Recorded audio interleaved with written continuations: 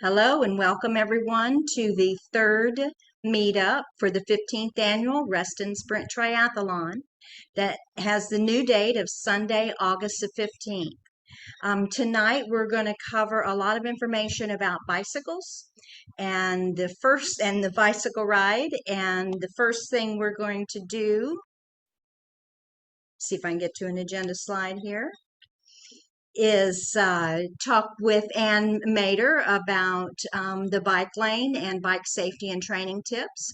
We're going to speak with Dennis Arndt, who's going to give us the bike segment from the athlete's perspective. We have the USAT Official of the Year, Dave Conover, who's going to talk about USA Triathlon competitive rules. Bunny Bonus is going to talk to us about the bike course details, and then we'll have a wrap up afterwards. I'd first like to turn this over to Bunny Bonus, who is going to introduce Ann from the bike lane. Go ahead, Bunny. Okay, well, welcome everybody. So glad you're here. And I would like to give a special welcome to Ann Mader. She is owner of Bike Lane. Many of you who live in the Reston area know about the Bike Lane, but you don't know a whole lot about Ann. She is the owner, of course, and has been in this business for 20 years. Her first store, Springfield and Reston Town Center, she was there for 10 years in Reston Town Center and 20 years now in Springfield. And of course, about 2 years ago, Bike Lane moved out of Reston Town Center and is now, it's off of Wheelie, and it's a wonderful location. And she's right on Sunrise Valley, Sunset Hills, right near the post office. Just before you get to the post office, you see the Bike Lane on your left. Ann is an endurance racer, bike racer.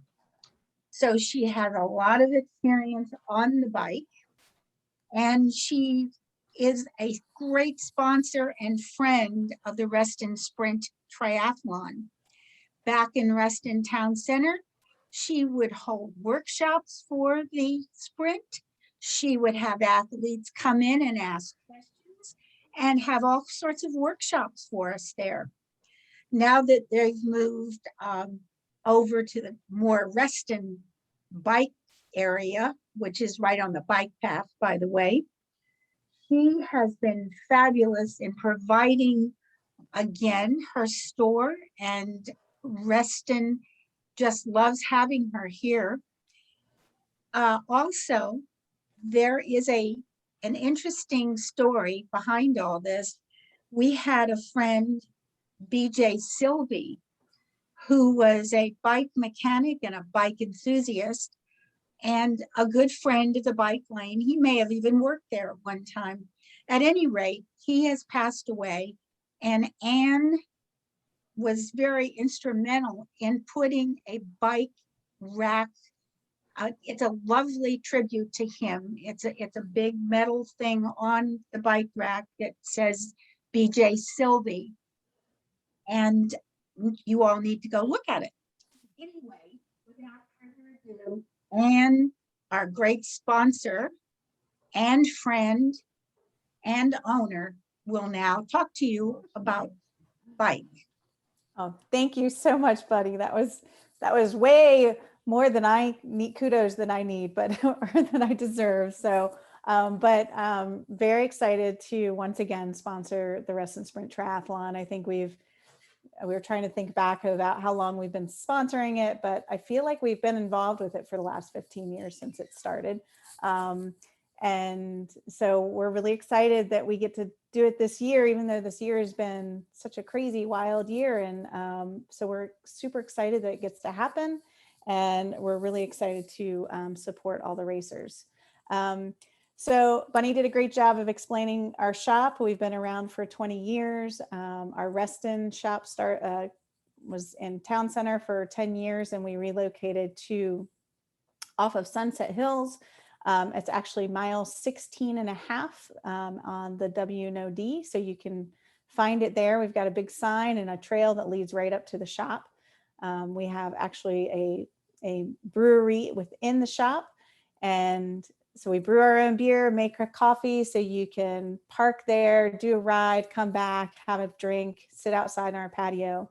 It's a cool space, and we created it because we just really like the bike community, not only to shop with us, but to hang with us. And we love it all in one place. So the shop in general, we sell a full selection of bikes, all styles of bikes, everything from triathlon, obviously, to road, to mountain, to hybrid, and e-bikes and kids bikes and everything. We rent bikes, and then we also service bikes. And we also have 2 amazing bike fitters that work for us. Bill Helwig is a very well-known bike fitter in our area, and he's really amazing. And then we have a specialist, Kim Fisher-Key, who does functional fits, she's an amazing body worker who also does fitting. So we have all of that in our little space there, but it's a pretty busy little bike shop. And if you haven't been to a bike shop during the pandemic, it's definitely a changed world. So we have so many people who have bought bikes, which was fabulous. But it's something to keep in mind, because as you get ready for your race, know that bikes and bike products and, tires and tubes and shoes and all the equipment that you may need for your race, some inventory is very low and it comes and goes in waves. And so it's very important to start thinking about all the things that you need now to prepare, and to, if they need to be special ordered, to make sure you do that in time for the race, because a lot of things just aren't in stock as they usually would during a normal time period. So to keep that in mind. And another thing to keep in mind is bike service. So leading up to your race is really important to make sure that your bike is obviously working really well and is going to get you to that end and smoothly. So make sure to plan your, if you need a tune-up or if you need any service on your bike, to make sure that you come in a good month before, just to make sure that we have time to get your bike serviced, to order any parts we may need. Sometimes people don't really look at their bike until, getting close to race day. And sometimes you may need a new chain or a new cassette or all these things. So making sure that you bring it in way ahead of time, that we have time to service your bike. And then when you do get serviced, it's very important that you also ride your bike before race day. You don't want to pick up your bike the day before the race and then ride it, because sometimes it just you need to work some kinks out, or you really need to kind of have time to ride your bike before it's serviced. Some other things to think about as you prepare for your race are to make sure that you have all of the things that you need for in case you do have a flat tire, making sure you have an extra tube, you have a CO2 cartridge, or a frame pump or a mini pump, so you can pump up your flat tire when you get a flat, and all the tools that you need for changing a flat. So if we were in the bike shop, I'd hold up all the things you need. And so if you do come into the bike shop, just ask any of our staff, like, what do I need just for a repair kit? And we have like repair kits in bundles. So you just need your tube and the repair kit. And then you can always ask our staff if you need help learning how to change a flat. If they've got some time, they will definitely show you. And there's tons of videos on YouTube. So it's definitely a really good idea to learn how to change a flat tire before your race, because you don't want to have a flat and not be able to fix it, and then your race is done, and that's not fun. So you want to make sure you know how to fix it and have the gear that you need. A couple other things to think about before race day is never do any big changes before race, like the day before race day. Like, don't buy a new pair of shoes the day before for a race day and wear your shoes on race day, because you need time to break those things in. So any gear that you use, make sure that you train with them for a good couple weeks before race day, so nothing is new. A lot of people all of a sudden have this real stress and need to change a saddle on their bike the day before a race. And definitely, you don't want to do that. So you don't have time to break everything in. So take time to really think about all the things that you need now while you're training for your race and make that just like race day. And one other thing is we do sell nutrition in the bike shop. So nutrition is really important to think about for race day, but also while you're doing your training rides, making sure that how you're fueling yourself, making sure you're drinking enough fluids, not just water. You might need some extra supplements in there, like some people really love Gatorade, but we also sell a Scratch, which is a great nutrition. Goo has some stuff, and there's all sorts of stuff that we sell, but making sure that you have that and that you're training with that before your actual race day, so you don't get stomach cramps and things, how you're going to react. So I think that was all I wanted to cover, just to kind of cover the basics. But I also, if anybody has any questions or any thoughts or anything they would like to know, please ask away, because I don't always know what everybody wants to know. So does anybody have questions? You can feel free to unmute yourself and ask questions, or you can put questions in the chat box. And most everybody's on mute right now. Greg?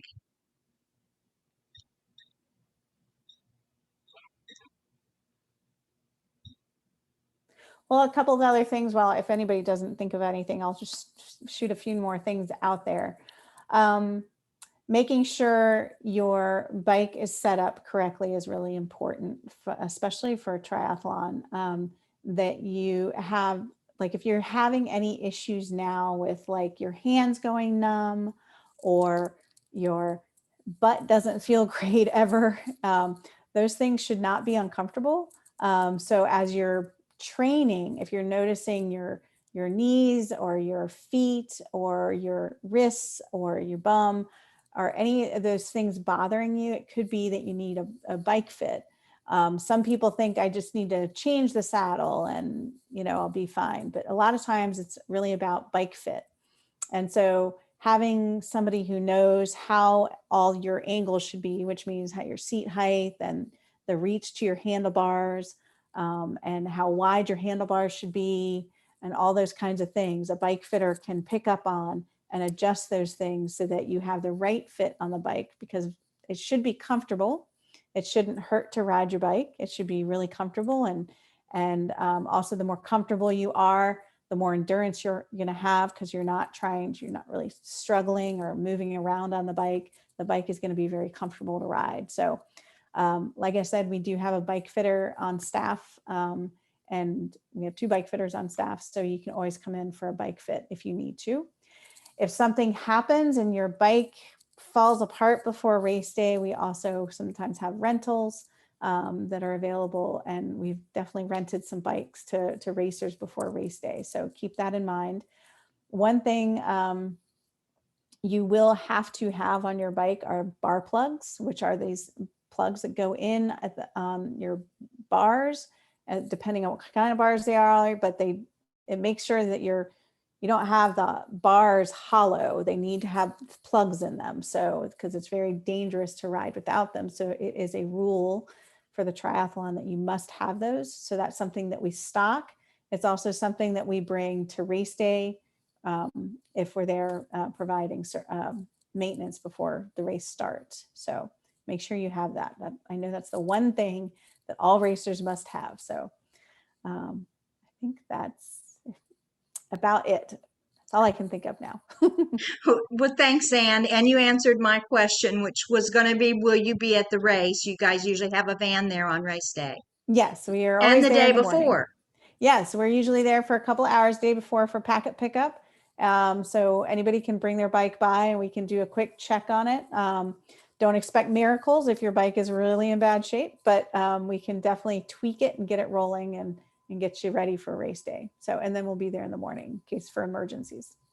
So that might have been part of Mark just put in the chat window, is in the past there was a complimentary safety check of bikes at the bike lane, and is that planned again this year? Yeah, so we'll be there for packet pickup, and that's when we do the safety checks. So Super. yes. Wonderful. Well, thank you so much for being such a great supporter of the Reston Sprint Triathlon and one of our big partners, and we really appreciate you. Thank you. Thanks for having us. Thanks. We appreciate you all too. Absolutely. And for everyone who's on the call or listening, we will be sharing the information of how to get in touch with the bike lane, give you everything you need to know there. And one quick plug for what's the little brew house that you have? Oh, Bike Lane Brewing. Yes. So Yes. we have beers on tap and coffee and snacks. So definitely stop by there after the race. Super. All right. And then next up, I believe we have Dennis Arndt, who is a RST. He's on the RST Planning Committee, so he's a volunteer and also an RST athlete. And Dennis, if you want to share your slides, Dennis is going to talk to us about the bike segment from the athlete's perspective. Well, hello everybody. I assume you guys are seeing the correct part of the presentation. There's a presenter's view and a view for you folks. So I assume you're seeing the right one. It looks great. Okay. So welcome everybody. My talk's going to be more for the beginner slash set of folks looking to maybe go from beginner to more intermediate. I may touch on some similar things as Ann because of the three segments. The bike can be the one that causes the most grief. Having been in my share of crashes, it tends to be the one that I find to be most critical when it comes to setup and on-course management. So that said, let me just start with a little quick introduction of myself. My passion is bike racing. My favorite is the Gran Fondo series. They're 100-mile plus ride races. My favorite is the New York one, where they have, I think, 90 different countries represented in the race. Great time. My first ever experience was in the Nations Tri, and I was part of a relay team. So the Nations Tri is in DC, and they happen to have a segment for relay teams, which has a runner, a swimmer, and a biker. And so I got into my very first triathlon as the biker component of a team, which was a great experience. But I have to say that the Reston Sprint is certainly my favorite. Being somebody who's not very familiar with tries, it was an opportunity for me to really get into one and do all three segments myself. And I can't say enough how much I really enjoyed it. And I think I'm a participant as long as my body holds out and they continue to have the race. So it's my favorite by far of these events. All right, moving on. Preparing for the big day. So for me, 2 days before the race, and this is touching a little bit on what Ann already spoke to, but for me, the tires are the most critical component of your bike when it comes to safety. And you want to make sure that you do a thorough inspection of your tires, because the scariest thing that's happened to me, and I'm sure others, is in the middle of a descent or in a corner, you get a blowout and then you find yourself tumbling along the pavement, which is never something that anybody wants to experience if they can avoid it. So I tend to replace my tires regularly, frequently, because they're inexpensive, and it does make sure that it's less likely that I find myself tumbling along the ground on the tar because of a blowout. Of course, you want to inspect an oil chain if that's necessary. If your bike has Di2 or other digital shifting, which is becoming more popular these days, be sure to check the battery and make sure that's charged. The last thing you want is to be in the middle of the race and find that your battery's dead and you can no longer shift and you're stuck in some inappropriate gear for where you need to be. And of course, make sure that your computer is charged as well. We all live and die by our computers, so just make sure, again, before the race, it's all set up. I like to drive the course or ride the course before my races, so I can become familiar with the terrain and the various parts of the course that may need some special care, mostly in the corners, right? Or when you're first coming out of the transition area, am I going to be going up a hill, down a hill? because that's important in how you prep your bike, and in particular where you leave your gear or where you leave your chain on the cog prior to the race. So the day of the race, of course, you want to make sure that you've got everything you need to be fueled and ready. Some folks like to tape their particular favorite gel to their bike, making it much easier to quickly access. And you tape it in such a way, as this example shows, where you're basically just tearing away the gel so that it's coming off where the tear away would normally be, so you can just quickly consume it and not worry about struggling to get it open. Myself, I like to use the powders in my water, so I'm not having to deal with having to manipulate any type of packaging to consume my fuel during the bike segment. The little things really matter. And so I'll point out some things that may feel obvious to some folks, but I think it's worth pointing out as somebody who's, I'll say, not quite relatively new, but on the newer side. These things I think really helped me, and I appreciate the folks that gave me this type of advice before I did my first triathlon. Sounds silly, but make sure that your timing chip is on your left ankle. The last thing you want is to have if it's on your right ankle, to have it be banging against your gear chain or your front crank because it's getting in the way. As you can see, there's some size to the timing strap. And so the best thing to do is keep it on your left to prevent it from getting in the way of your pedaling. Setup is critical. This can add or take away time it takes for you to transition from the swim. You'll notice that I circled how you hang your bike. Again, the little things. Some folks may hang it the other way, and so the bar is actually behind, or the bike's behind the bar. So you have to spend a little bit more time making sure that as you're taking it off the rack, that you drop it down below the bar before you start running off. I've seen folks not quite clear the bar and start to drag the whole bar and bikes with them as they try to make their way towards the exit. As I mentioned earlier, the other thing that can catch people off guard is they may not remember to make sure that their gear is in the appropriate place for when they exit the transition area.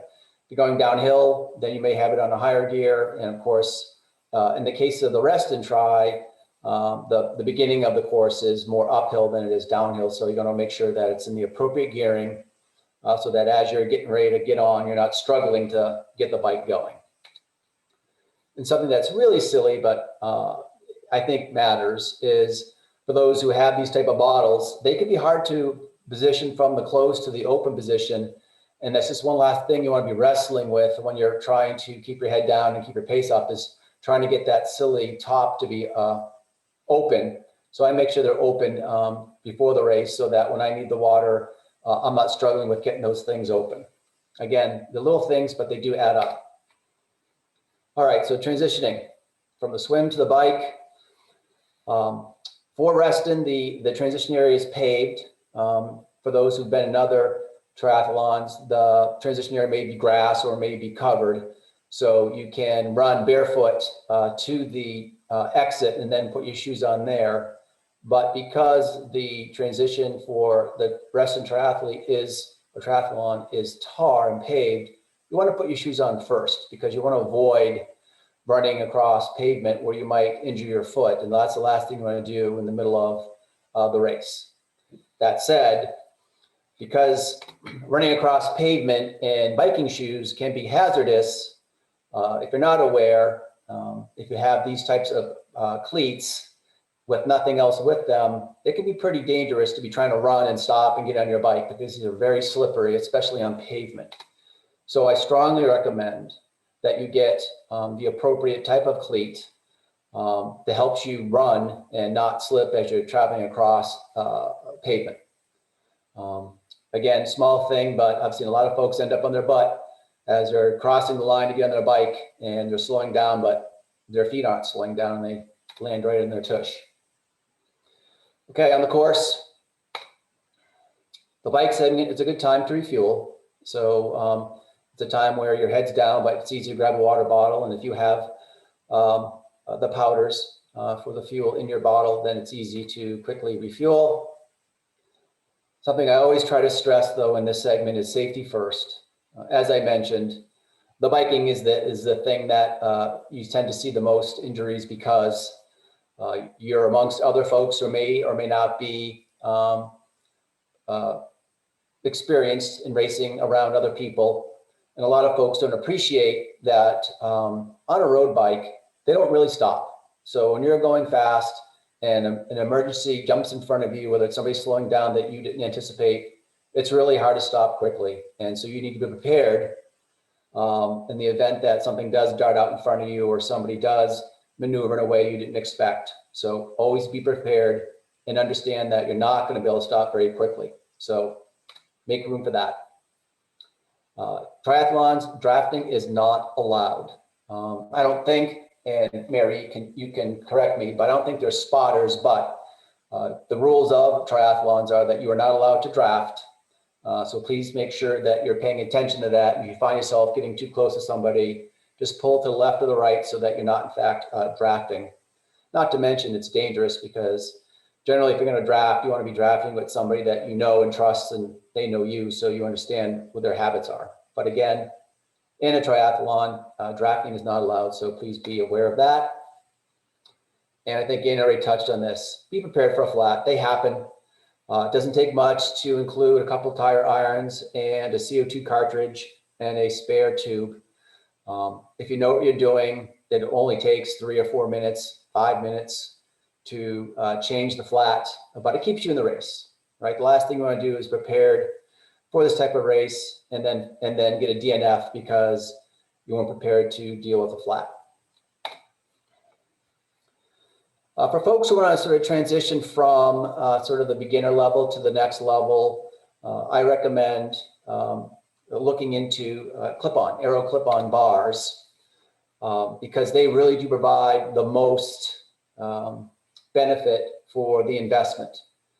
They're relatively inexpensive. You can get a set for $90. They clip right on, they mount right onto your existing handlebars, and they do provide a significant advantage, especially obviously in the racing segment. That said, you want to be very careful because tri-bars can be dangerous at first if you don't know what you're doing. They can feel a little unstable. So obviously you want to practice. But I do recommend that you get used to them and you think about bringing them into your races because it does add an awful lot of benefit and it's a nice way to kind of get from a beginner to the intermediate phase as you move up the maturity curve of being a triathlete. But again, there's lots of articles and videos you can look at to understand them, but for the $90 and the 25 minutes it takes to install them, I think they're definitely worth considering for folks looking to move up in the ranks. All righty, so that's the end of my quick presentation. Questions, please don't hesitate. Thoughts?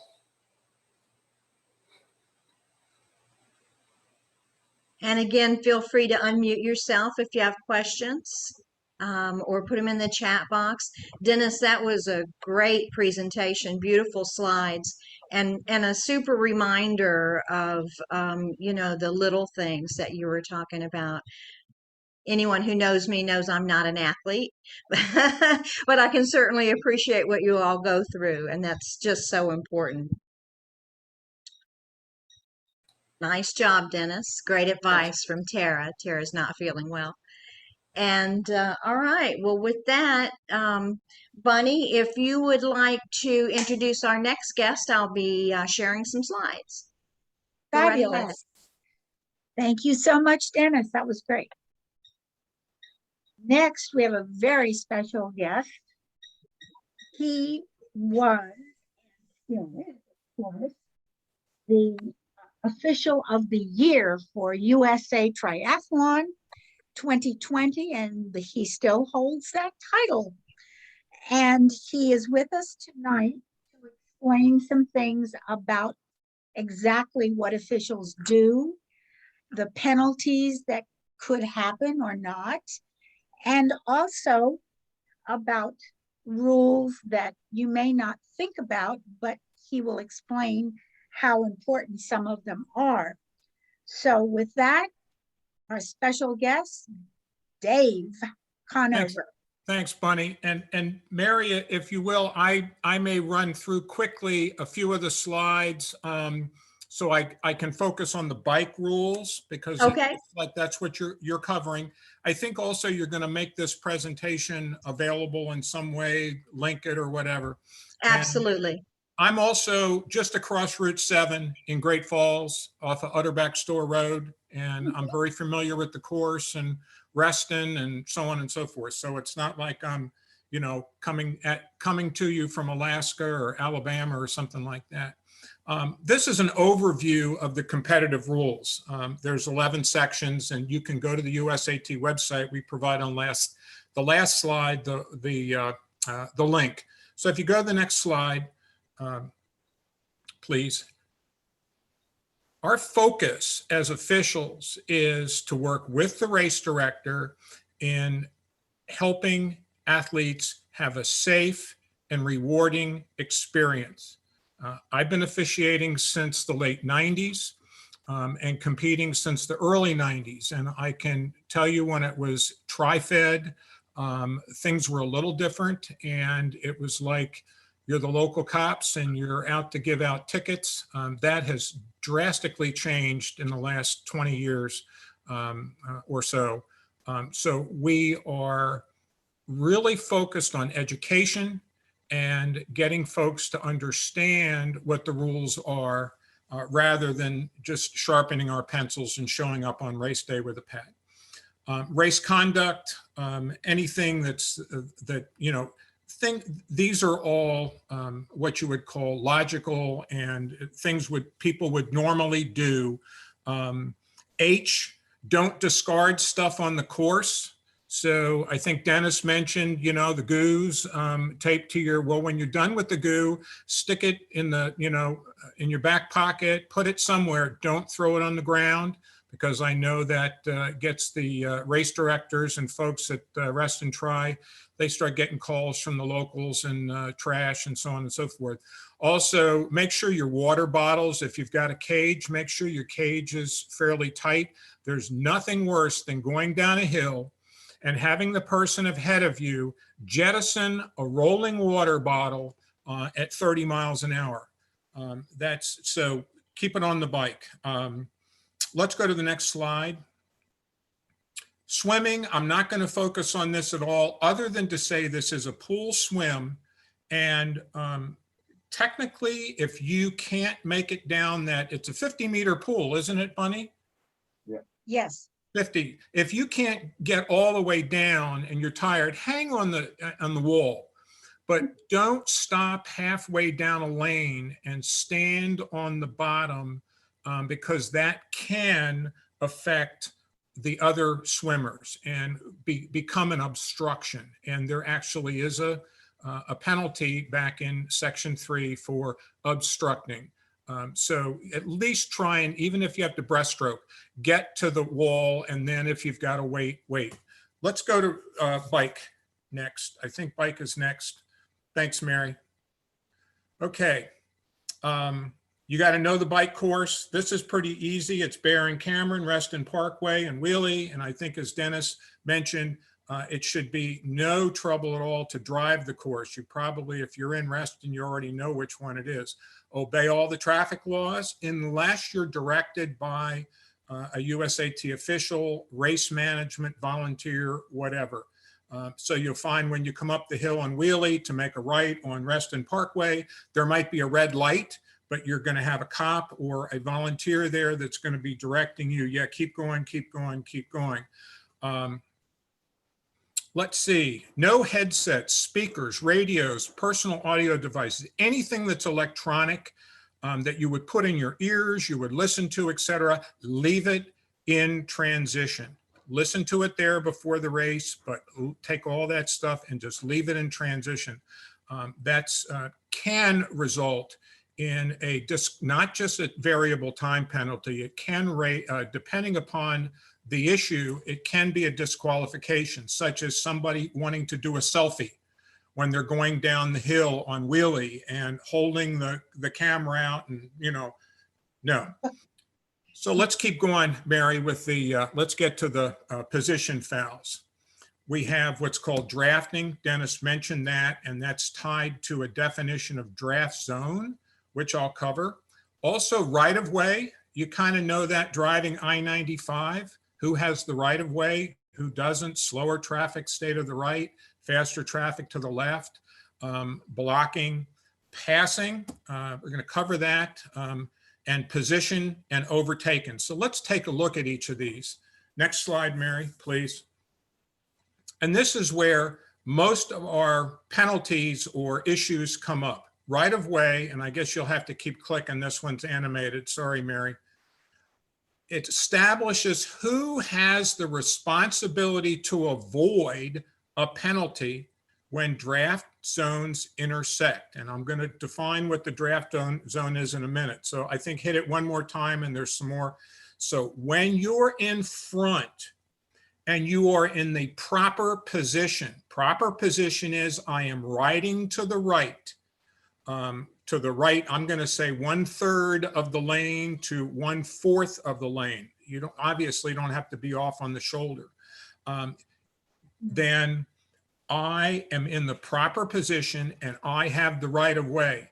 And so anybody else, it's their responsibility not to create a penalty for themselves. I can't be penalized if I have the right of way and I'm in the correct position, which is riding to the right. And I'm going to point out, and I think Bunny will cover this later, all of the roads on this course are 2 lanes going in one direction.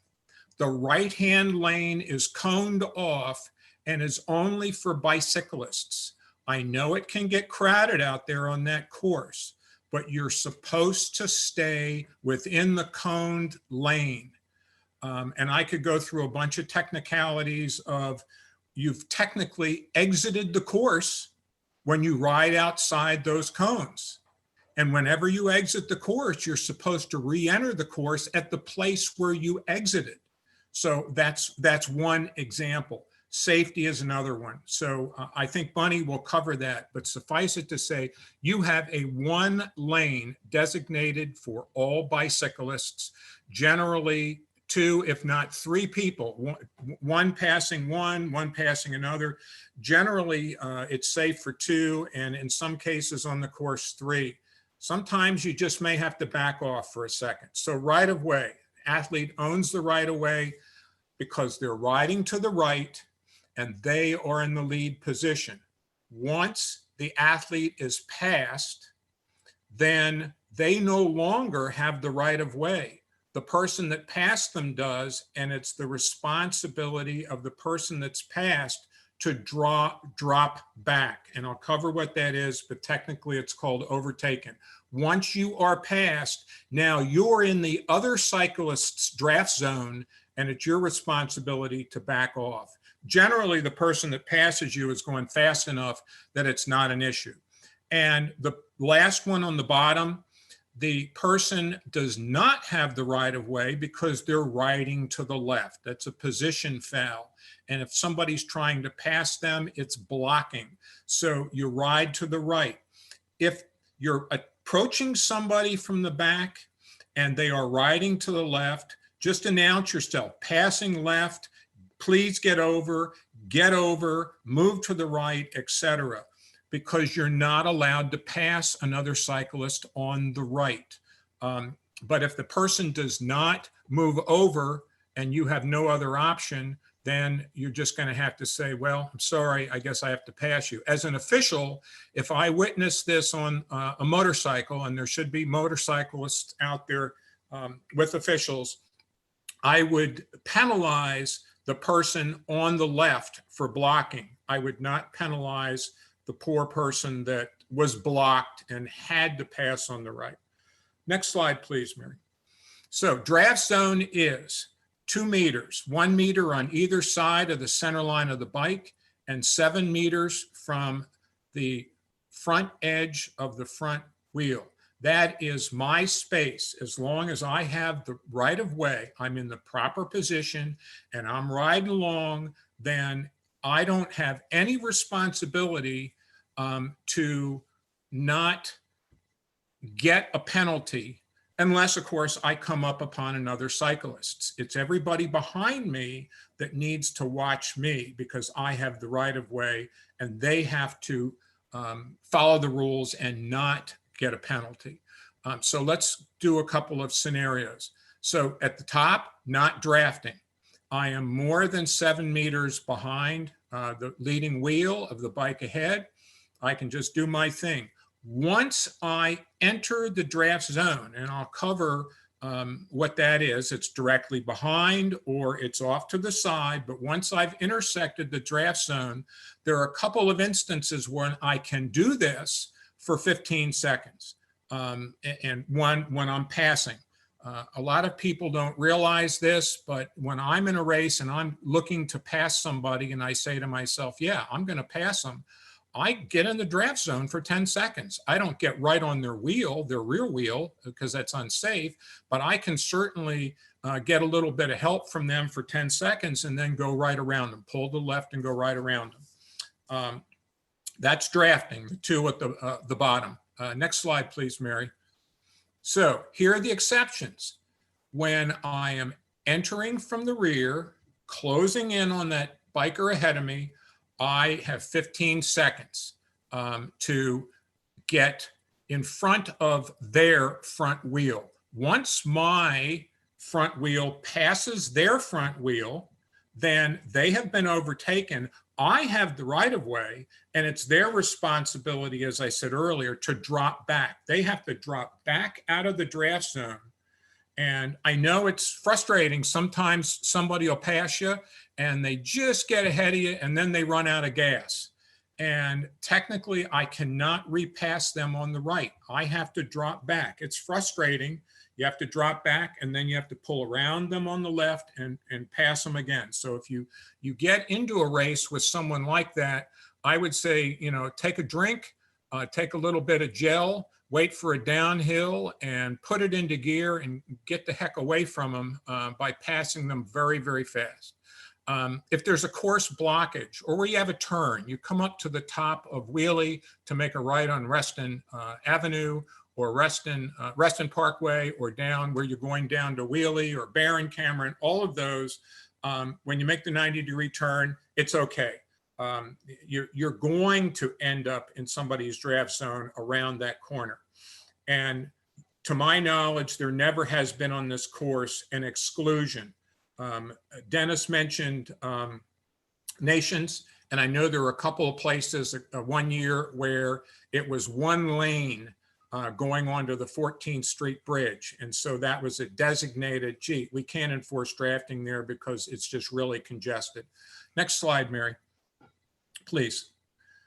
So we have not drafting, but I have an exception there. I can draft for up to 15 seconds to close the gap and then pass that individual. So I'm going from not drafting to I'm still not drafting in T1 or further down. As long as I can do that, once I intersect with the lead cyclist's draft zone, then I've got 15 seconds to get my front wheel in front of their front wheel.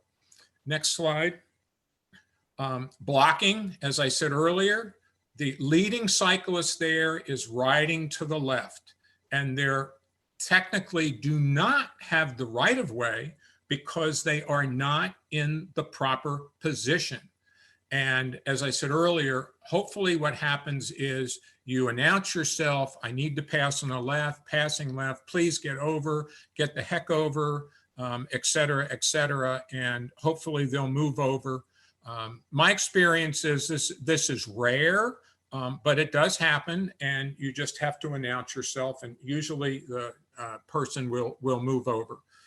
But that is blocking. Next, passing. So when I'm going to pass somebody, I'm coming from the rear. So the cyclist in the middle picture on the right lane has the right of way. I am going to go around them to the left, and then I'm going to pull back over when it's safe, but technically they're supposed to drop back. In this race, there are about 4 miles of road. So you're doing 3 laps, as I recall, and it can get a little congested. Plus you have faster bikers that are on their 3rd lap doing or going around or sharing the lanes with maybe slower bikers that are on their 1st lap. If bikes are spaced out, you have a number of bikers that are slower and they are all spaced out and they're all to the right and they're all doing their thing. They each have their own individual right of way. Once you pass one, you've got to get over. You can't just say, I'm going faster than the next half mile of bicyclists that are all riding to the right, and I'm going to get in the left-hand part of that lane and just hammer and go without going to the right. If you're not passing a cyclist every 15 seconds, then technically you need to get to the right. Next slide. Thank you, Mary. Position is, as I said earlier, you ride to the right of the lane. 2 exceptions to that, which I think the next slide will cover, is if there's an accident and somebody is directing you to get to the left part of the lane, or possibly if there's an accident, they could be directing you around the cones. The other one is road conditions. It's not unusual, especially in rural roads races, to have potholes, and gosh knows, well, we've got enough potholes in Northern Virginia as well. But that's something we as officials look for. If you see somebody riding to the left, the first thing I do is look to see if there's any road conditions that would preclude them from being to the right. But if the road's fine and there's no accidents, then please stay to the right. That way, all the faster bicyclists can just go on your left, and then as they've passed, move off to the right. Next slide, please. This is the example. That's a small picture of a pothole to the left there, but I mentioned road conditions, ambulances, police, what have you. I guess in DC, maybe their picture of a pothole is a little bigger than ours in Fairfax County. Next slide. And being overtaken, I've mentioned this a couple of times. The cyclist has the right of way when they're at lead and they're in the proper position. But once they've been passed, generally the passing cyclist will be going a lot faster and it's not an issue. But if that passing cyclist is not passing you fast enough, it's your responsibility, since you no longer have the right of way, since you've been passed, it's your responsibility to drop back out of their draft zone. And then if you want to repass them, they're going to get to the right, then go ahead and get up the gas and pass them again on the left. Next slide. Running, really it's the headphones, personal audio devices, things like that. I'll also mention outside assistance. It doesn't happen regularly on the bike, but on the run course, it's not unusual to see family and friends hanging around at mile 1 or by a bush or something with some, special gels or what have you. That's outside assistance. It's not allowed. Also, I'd mentioned, I think Dennis mentioned flats and things like that. Technically, if another racer stopped and helped you change a flat, that is outside assistance. You're supposed to be able to change the flat yourself or deal with the issue. The exception is a volunteer, race management. Maybe Ann's team has a sag wagon going around. Anybody associated with the race can help any athlete with an issue they have, whether it's a swim, bike, or run. But if you had an other athlete or a spectator helping you with your bike, it's outside assistance. Next slide. I think that's about it. Transitions, I think Dennis covered that. The one thing that we look as officials for is, obstruction interference can be simply somebody coming in with a foot bath and a strata lounger and a TV screen. I mean, they're just, you've got so many bikes to a rack. There's a particular way to do it. Dennis had an excellent picture of how to set up your run shoes and your bike shoes. But we're looking to make sure it's fair and, people are not taking up an inordinate amount of space. I think that's it, Mary, the last slide. So if you're penalized, now what's going to happen, we used to post things, but now the races I've done so far this year as an athlete, it's basically finish the race, put your mask on, and get your stuff out of transition, grab your lunch box and go home. So penalties will not be posted near where they're going to have awards unless, Bunny, that's something maybe changes between now and August. But what you do is you would have to look up on the race site where they have results. And if you got a penalty, a time penalty for one in this race would be 2 minutes added to your time. If you got a second penalty, it would be another 4 minutes. And if you happen to get 3 penalties, it would be a DQ. But those would be added to your time. And I think, as always, when I've officiated this race in the past, if somebody has a question about their penalty, they certainly can email, or we'll be happy to talk with them about it. But most of the penalties that we would assess for the swim, bike, and run are not appealable. And so they'll stand unless we can find a reason where we've made a mistake in transcribing a race number or something like that. So I think the last slide, Mary, is the website, or if you just went to the USAT website and went to search and just typed in competitive rules, it'll come up. So I'll answer any questions. Hopefully I kept us on time. You did a great job, Dave. Thanks for Any- having me. Always any- enjoy this. Any questions for Dave? I have one. This is Bunny. Dave, are you going to be assigned to our race this year, or you don't know yet? I Or would are not, you racing? well, I'm leaving for the Worlds in Edmonton Okay. the day after. And so I think probably with the getting up early and all that, Yeah. probably not. But the one that you have in September, if you're still going to have that, the Olympic distance down at the lake, Yes. that's certainly a possibility. I always like walking from South Lakes High School or getting a ride at 4 a.m. or 4:30 or whatever it is down to the lake. That's always Always fun. yes, yeah, by candlelight. Right. Well, thank you. That would be my question. Any other questions?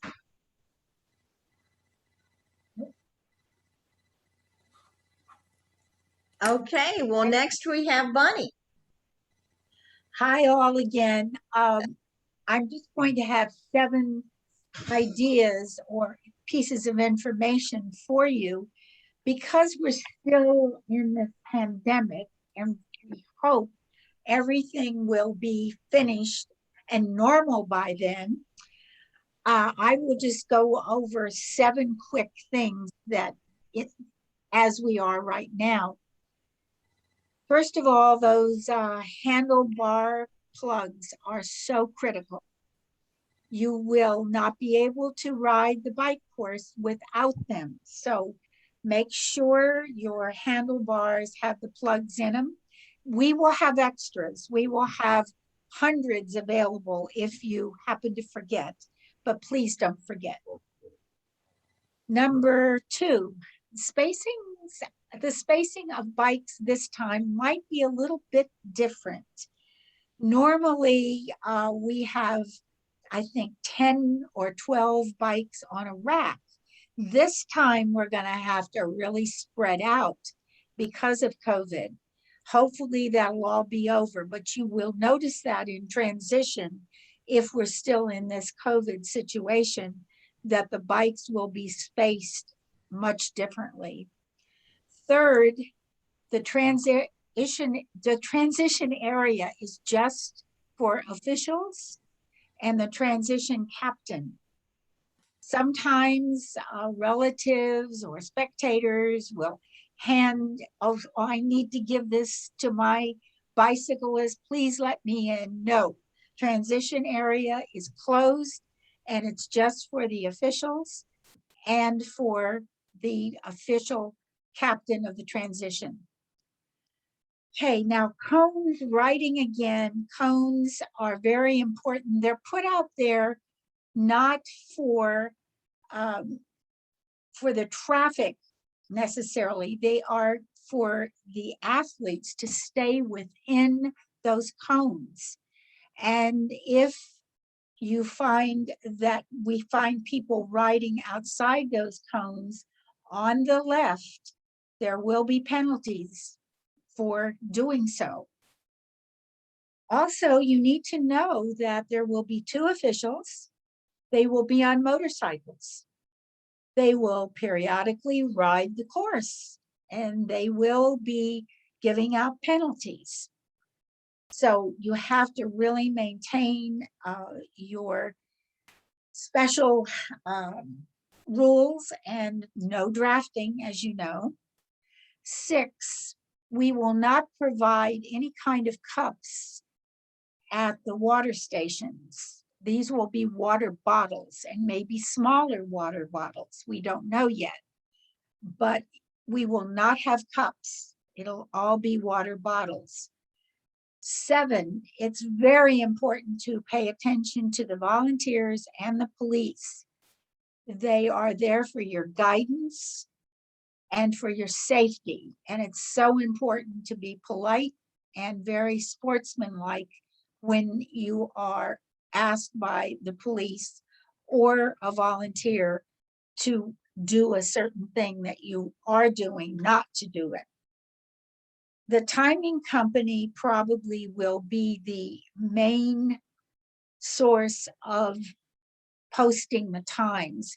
We might be doing this on a video so that your times would be posted on a video screen. We're not sure yet, but hopefully all these things I've mentioned about the bike and the transition area and the cones will not be necessarily as strict as it is right now, but we'll see.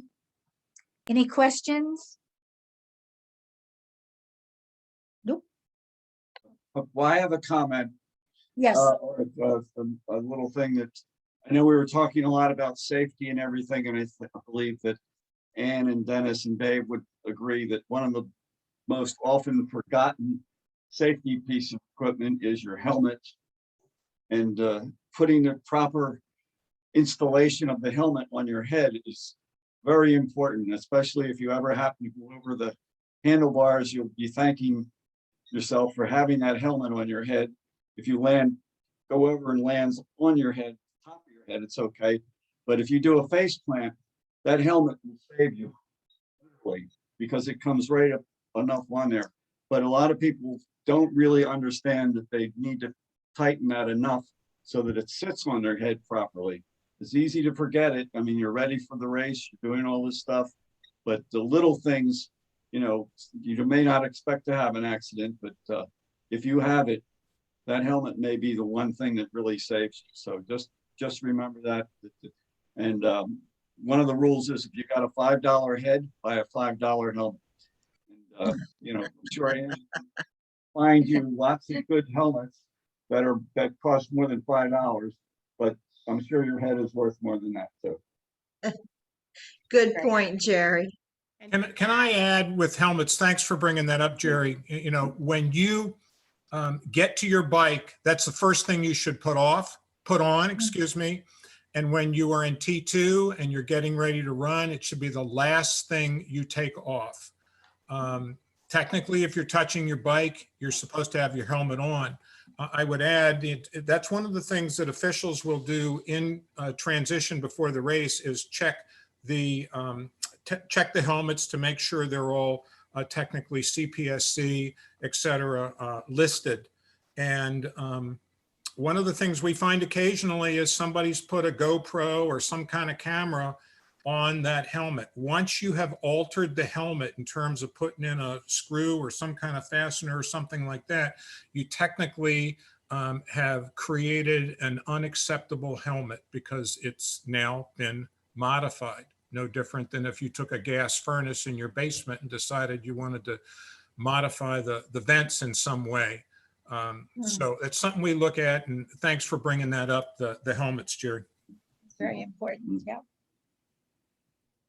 Yeah, and I would just add for the fit of the helmet, in case anybody's questioning, does my helmet fit? It needs to be like 2 to 3 finger spaces above your eyebrows and not way back on your head. So usually you can measure it there if it needs to be that low, but not too low. And you need finger spaces between where the edge of your helmet is and where your eyebrows are. Also, if you can put your hands underneath the straps and you tilt your head back, it needs to be tight when you tilt your head back. So those are 2 things, kind of make sure your helmet fits. If you shake your head and it moves around a bunch, it definitely doesn't fit well. And if you keep your helmet in your car, it degrades the helmet and you need to replace the helmet within 1 year. If you drop your helmet or if you fall on your helmet, you need to replace the helmet immediately. And so most helmets, if they don't sit in the sun and if they're not sitting in your car, will last 2 to 3 years. Wow. Yeah. All excellent Don't know advice. that. Any other questions? Well, I want to thank everybody for joining us this evening, and especially a great thank you to all our wonderful speakers tonight. If you had any questions about the bike segment, I would venture to say they've all been answered. But if you come up with that extra one, be sure to reach out to us at info@restinsprintTry.org. We'll get back to you right away. And watch your inbox, because we will be sharing this replay and the slides too. And we hope to see you again at our next meetup, which will be on May the 24th. So thank you, everyone. Thank you. Thanks.